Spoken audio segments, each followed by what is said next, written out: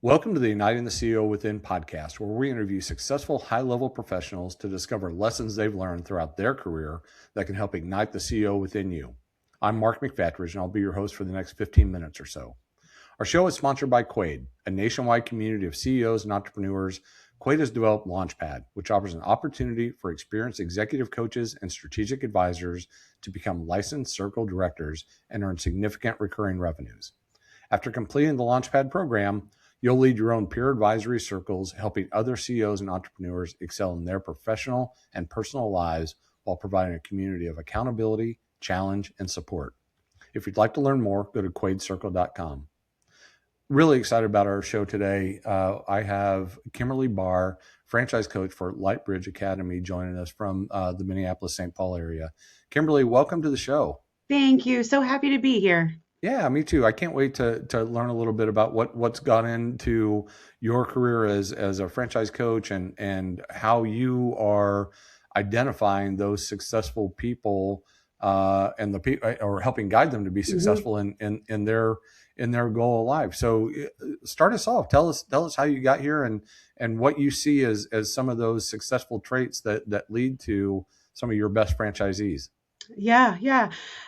So I am currently a regional business coach for LightBridge Academy, and I work with business owners across several different locations as they're launching, and the operations on growth, on leadership, performance, and I'm helping them open their early learning center in their community, and I love that I get to help make a dream come true. A lot of them have been planning for several years and navigating what their skill set is, how I can support them, what they're organically already doing really great. And the first thing is really having a drive to be successful and understanding how important childcare is for working families and understanding that you're taking care of humans. If they can understand that, I can really help them with operations and the business side. And they usually come to me very prepared for what's to come. Yeah, that's cool. When you're talking to them up front and identifying that drive, like what stands out of that really exemplifies that drive that you can see and you can capitalize on, or maybe even the opposite of, oof, I don't know.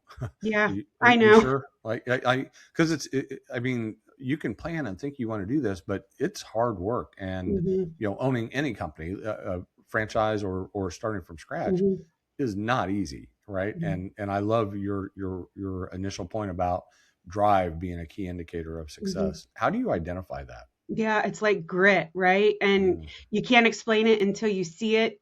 And when you're in an industry for your whole working life, I think um, you just know when it's there. But I'll tell you, it's like the most important part of leadership in my industry, and probably many, is your people. And um, if you can get them to want to come to work, to see your vision, that is what's going to help you be successful. So I really look at, like, do they listen to people?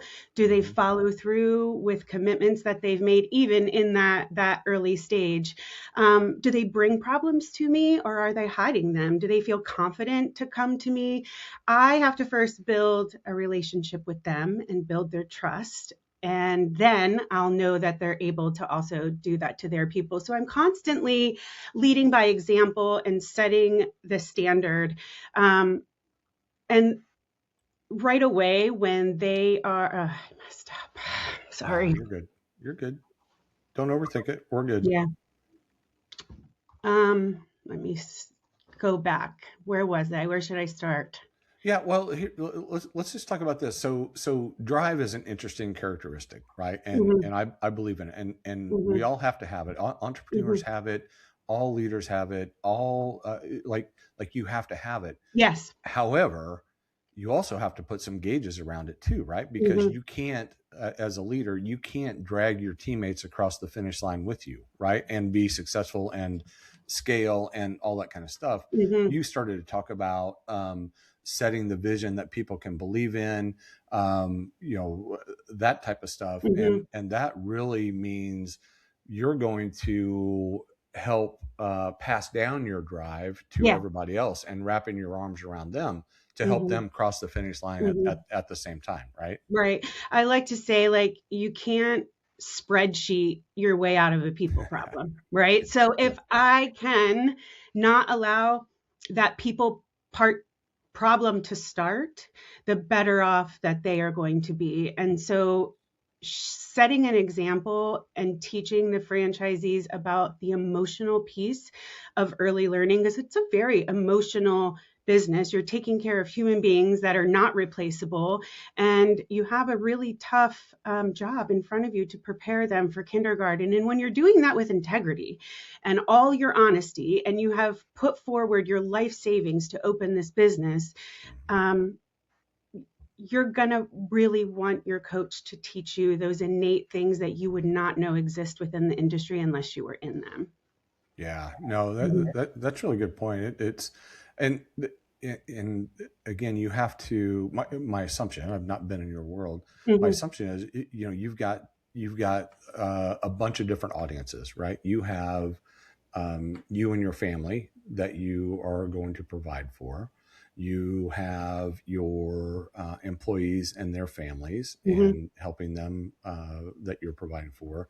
And then you have your clients who you have been entrusted to care for their literally Mhm. their biggest asset, Mhm. their biggest love and everything else. Mhm. that that puts a lot of strain on people, right? Mhm. As opposed to there's not a Yeah. lot of strain in owning a ice cream shop or whatever, but Mhm.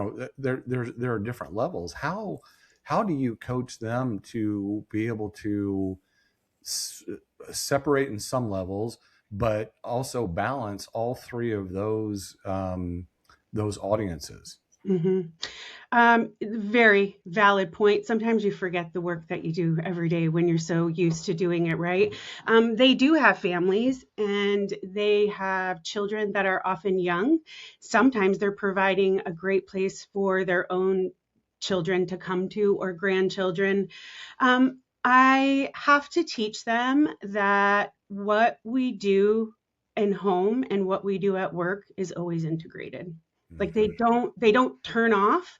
Um, at least I have not figured out how to make that happen, right?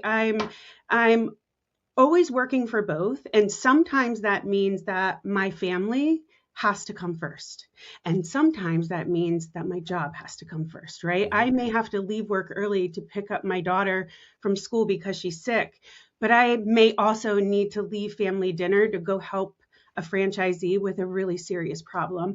And ever since I've taken that stance on the balance of my work, I never feel like I'm giving one to more than the other or taking away from one Yeah. and not the other. Yeah, it's worked really well for me. And they sort of, most of the time, I think because of their previous work, whether it be in business or sales or wherever they come from, they often have that drive to like work all day and work all night. And sometimes it's like, that it doesn't take that, right? If you have the Yeah. people that are operating your center, that know what to do, can handle problems and emergencies, you need to walk away and be able to trust that they accomplish what you need them to. Yeah, there's a bunch of stuff in there, right? Like, they used to talk about work-life balance, and I contend that that doesn't exist, really never existed, that it's Hmm. really work-life integration, right? Yeah. Which is your point, right? Like, how could you separate it? Because if something is off at home, it's going to impact you professionally. Hmm. If something's off professionally, it's going to impact you at home, right? And Hmm. so why shy away from it, Right. and why not just envelop it? Hmm. Hmm. And they don't have to be that. I actually talked with a franchise owner about this last week. Like, you're not a hero because you don't take vacation time and work all day, right? Yeah. Actually, that's a very unhealthy way to be successful when you're responsible for other human beings for a 12-hour day. What is actually really great is when you manage your time properly and you have dinner that you work so hard to provide for your family. But if you're not enjoying your family, then why are we working so hard, right? Yep. Yep. No, that's exactly right. The other piece that you touched on that I want to tap into is, the certainly you've already talked about setting that vision and getting other people to wrap around it, but then also, you know, if you're going to scale and you're going to run the best operation possible, you can't do it all, right? The Yeah. CEO, the franchisee Hmm. cannot do it all. You have to put a team in place and empower them Hmm. to do things. It's impossible to reach the goals and the level of service that you want to provide if you're doing it all as that leader. Hmm. Yeah. Yeah. Yeah, most definitely. Yeah. So how do you work with them to see that? And then again, Mhm. because drive is almost runs in the opposite direction of that.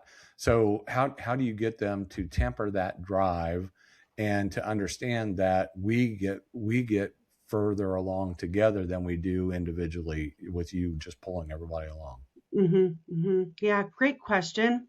I think that just comes with teaching them about leadership and the sensitivity of the teachers and their background. They're educators, right? They're not like used to handling family conflict or delivering really hard information. They love children and they're excellent teachers.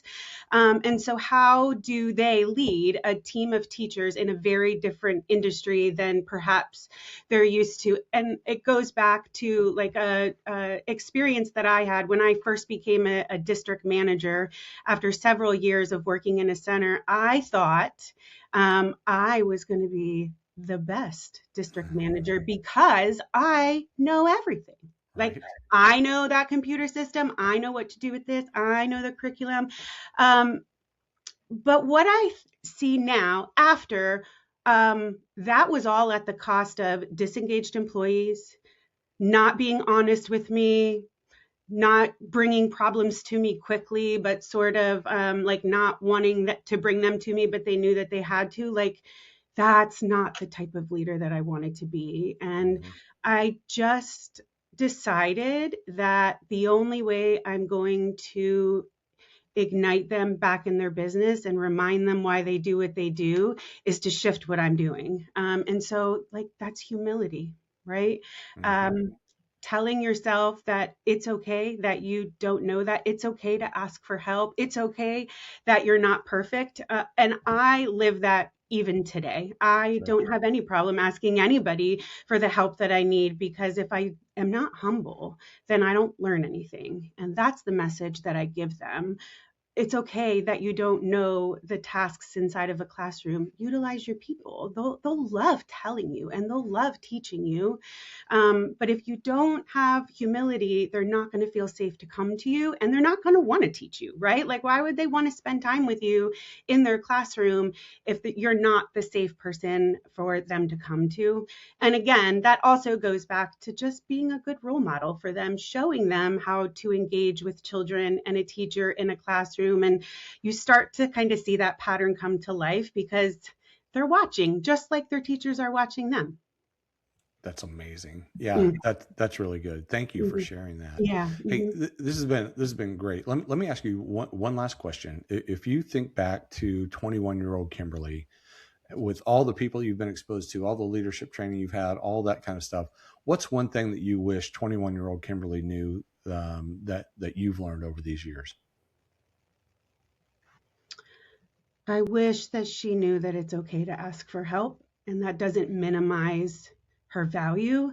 And I wish I would have done that long before I did, because the advancement that I have taken in my confidence and my ability to help others in the industry has gone so much further starting the day that I started finding my humility and accepting help. That's awesome. Great. Thank you so much. Hey, share real quickly with everybody. LightBridge Academy. How do people get involved? What do you look for? How do they engage with you? Mhm. And then how can they get a hold of you? Yeah. I have a great job that I love helping franchise owners at LightBridge Academy. If anybody is interested in the franchise operations, they can go to lightbridgeacademy.com, or you can always find me on LinkedIn.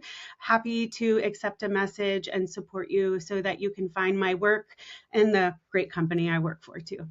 Awesome. Awesome. Thank you for taking the time. This has been a blast. Yeah, thank you. All right, y'all, we did it again. We found another amazing leader with great insights for you. Igniting the CEO within has been a real passion project for me to just continue to expose our leaders, our listeners to other insights and ways to go about igniting that CEO within you. As a reminder, our podcast is sponsored by Quade, a nationwide community of CEOs and entrepreneurs. Quade has created Launchpad, which provides an opportunity for experienced executive coaches and strategic advisors to become licensed circle directors and earn significant annual recurring revenues. To find out more, visit quadecircle.com. Until next time, keep igniting that CEO within you. I'm Mark McFatridge. Thanks for listening.